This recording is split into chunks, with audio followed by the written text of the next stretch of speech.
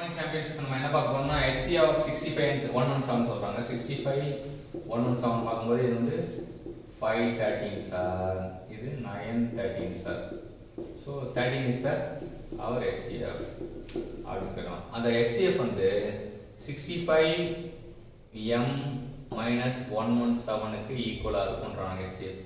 So 13 இங்கேயும் 13 காமனாக எடுத்தா 13 வந்து 13 5m minus 9 equal to 30. So 13 அடிபட்டுடலாம். So 5m minus 9 equal to 1. Therefore 5m equal to 10. m equal to 2.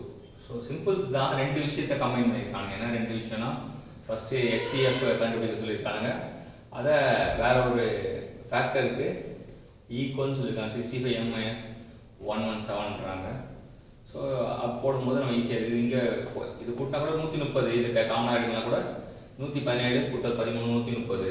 130 வந்து 65 வகுத்தா 2.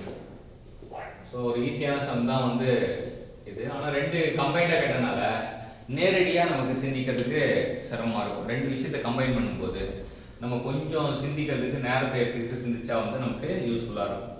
So HCF some வந்து நம்ம அதிகமாக எதிர்பார்க்கலாம். அதோடு சேர்த்து ஒரு அரித்மெட்டிக் ஈக்குவேஷனும் that is equal to some other value அப்படின்னு சொல்லியிருக்காங்க. ஸோ இது ரெண்டு தான் கம்பைன் பண்ண சம்மு. கம்பைன் பண்ணும்போது நம்ம யோசிச்சோம்னா அப்படின்னா நமக்கு ஈஸியாக இருக்கும். Thank you so much.